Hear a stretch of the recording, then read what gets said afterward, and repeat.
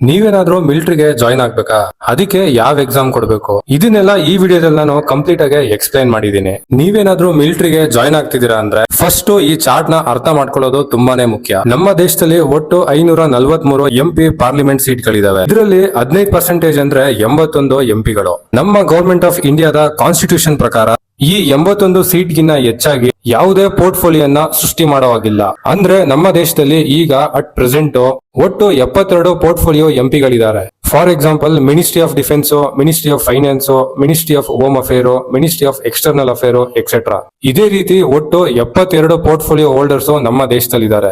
ಇದರಲ್ಲಿ ನಮ್ಮ ಕುಮಾರಸ್ವಾಮಿ ಅವರು ಸಹ 2 ಪೋರ್ಟ್ಫೋಲಿಯೋನ ಹೊಂದಿದ್ದಾರೆ. ಅದು ಮಿನಿಸ್ಟ್ರಿ ಆಫ್ ಹೆವಿ ಇಂಡಸ್ಟ್ರೀಸ್ ಮತ್ತೆ ಮಿನಿಸ್ಟ್ರಿ ಆಫ್ ಸ್ಟೀಲ್. ಈಗ ಡಿಫೆನ್ಸ್ ಆರ್ಗನೈಸೇಷನ್ ಚಾರ್ಟ್ ನ ಅರ್ಥ ಮಾಡ್ಕೊಳ್ಳೋಣ ಬನ್ನಿ. ನಮ್ಮ ದೇಶದ supreme commander prime minister Narendra Modi ಅವರು, ಇವರೇ ನಮ್ಮ ದೇಶದ ಬಾಸ್. ಇವ್ರ ಕೆಳಗಡೆನೆ ಈ 72 ಪೋರ್ಟ್ಫೋಲಿಯೋ ಸೆಕ್ಟರ್ ಗಳು ಬರೋದು.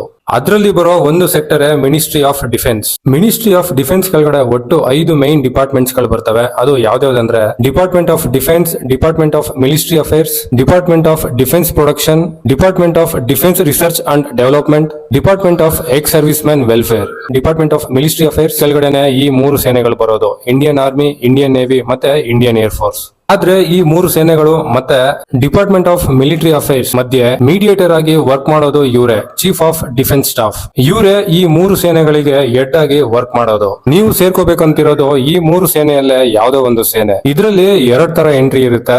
ಒಂದು ಆಫೀಸರ್ ಎಂಟ್ರಿ, ಮತ್ತೊಂದು ಜವಾನ್ ಎಂಟ್ರಿ ಅಂತ. ಡಿಗ್ರಿ ಹೋಲ್ಡರ್ಸ್, ಗ್ರಾಜುಯೇಷನ್ ಕಂಪ್ಲೀಟ್ ಆಗಿರೋರು ಆಫೀಸರ್ ಎಂಟ್ರಿಗೆ ಟ್ರೈ ಮಾಡಬಹುದು. SSLC ಮತ್ತೆ PUC ಪಾಸ್ ಆಗಿರೋರು ಜವಾನ್ ಎಂಟ್ರಿಗೆ ಟ್ರೈ ಮಾಡಬಹುದು. ಆಫೀಸರ್ ಆಗೋದಿಕ್ಕೆ ಈ 3 ಸೇನೆಗಳಿಗೂ ಒಂದೇ ಕಾಮನ್ ಎಕ್ಸಾಮ್, ಅದು CDS exam, combined defence services exam. PUC ಮುಖಾಂತರ ಯಾರಾದ್ರೂ ಆಫೀಸರ್ಸ್ ಆಗ್ಬೇಕು ಅಂದ್ರೆ NDA ಎಕ್ಸಾಮ್ ನ ಕೊಡಬಹುದು, ಅಂದ್ರೆ ನ್ಯಾಷನಲ್ ಡಿಫೆನ್ಸ್ ಅಕಾಡೆಮಿ ಎಕ್ಸಾಮ್. ಇದ್ರದ್ದು ಒಂದ್ ಕಂಡೀಷನ್ ಏನು ಅಂದ್ರೆ ನೀವು ಅಲ್ಲೇ 3 ವರ್ಷ ಟ್ರೈನಿಂಗ್ ಮಾಡಿ ನಿಮ್ಮ ಡಿಗ್ರಿಯನ್ನ ಕಂಪ್ಲೀಟ್ ಮಾಡ್ಬೇಕಾಗುತ್ತೆ. ಇದ್ರ ಜೊತೆಗೆ air force AFCAT, air force common admission test exam ಅನ್ನ ಕಂಡಕ್ಟ್ ಮಾಡುತ್ತೆ. ಮತ್ತೆ navy INET, Indian navy entrance test ಅನ್ನ ಕಂಡಕ್ಟ್ ಮಾಡುತ್ತೆ. ಇದ್ರ ಮುಖಾಂತರ ಸಹ ನೀವು ಆಫೀಸರ್ ಆಗ್ಬಹುದು.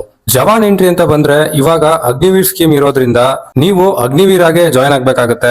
3 ಸೇನೆಗೂ ಸಹ 4 ವರ್ಷ ಕಂಪ್ಲೀಟ್ ಆದ್ಮೇಲೆ ನಿಮ್ಮ ಜೊತೆ ಸೇರ್ಕೊಂಡಿರೋರಲ್ಲೇ 25% ಅಷ್ಟು ಜನರನ್ನ ಅಷ್ಟೇ ಸೇನೆ ಪರ್ಮನೆಂಟ್ ಆಗಿ ಮಾಡ್ಕೊಳ್ಳುತ್ತೆ. ಆರ್ಮಿಯಲ್ಲಿ ಜಾಯ್ನ್ ಆಗಕ್ಕೆ CEE ಕಾಮನ್ ಎಂಟ್ರೆನ್ಸ್ ಎಕ್ಸಾಮ್, ನೇವಿಯಲ್ಲಿ ಜಾಯ್ನ್ ಆಗಕ್ಕೆ INET Indian navy entrance test, air force ಅಲ್ಲಿ ಜಾಯ್ನ್ ಆಗಕ್ಕೆ OST ಆನ್ಲೈನ್ ಸೆಲೆಕ್ಷನ್ ಟೆಸ್ಟ್.